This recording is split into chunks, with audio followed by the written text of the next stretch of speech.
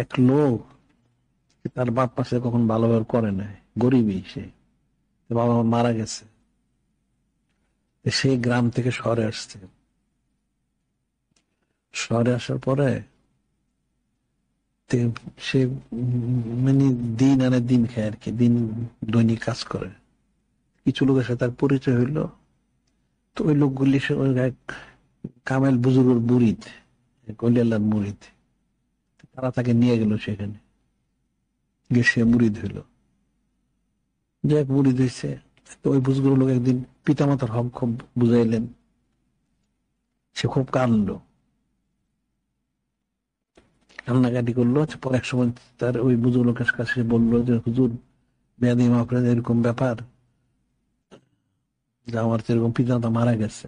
সে অনেক কান্নাকাটি, কেন কানলো, যে আমি তো কোনদিন ভালো ব্যবহার করি নাই। কি করা যেতে পারে? তুমি বলেন, তুমি এক কাজ করো,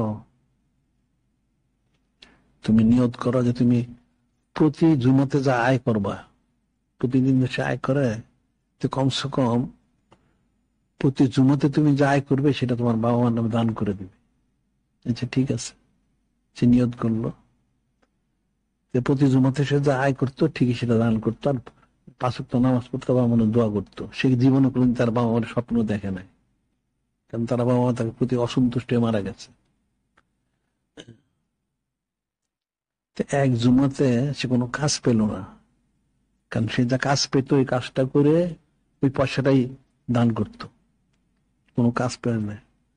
কাজ যখন পায় নাই, তখন ওই বুজুর্গ লোকের কাছে আসলো, হুজুর আজকে তাহলে আমি তো কি দান করবো? তুমি বললে তুমি এক কাজ করো, ওইখানে পাশে একটা বড় বাজার ছিল, ওই বাজারে যাও, দেখবে বাজারে গিয়ে দেখবে অনেকে কদু নেয় কিনে, কদুটা সিলকাটা সিলে ফেলে যায়, কদুটা নিয়ে যায় অনেকে। তুমি ওই সিল্কাগুলি সংগ্রহ করো, সংগ্রহ করে তোমার প্রতিবেশীর মধ্যে যদি কারো গরু থাকে, তাহলে সিল্কাগুলি কুচি কুচি করে কেটে ওই গরুকে পানি দিয়ে খাওয়াই দাও। খাওয়াই দেওয়ার পর তুমি নিয়ত করো যে ঠিক আছে, আজকে তো কামাই করতে পারলাম না, তাহলে এটাই তোমার বাবা মার নামে তুমি দান করলে। এখন আর কি করবে, ঠিক আছে সে তাই করলো। বাজারে গেল, গিয়া দেখলো অনেক সিল্কা, কদুর সিল্কা সে সংগ্রহ করলো, এটা কুচি কুচি কেটে তার প্রতিবেশী লোক ছিল তার গরু, খাওয়াই দিল। খাওয়াই দিয়ে সেটা নিয়ত করলো।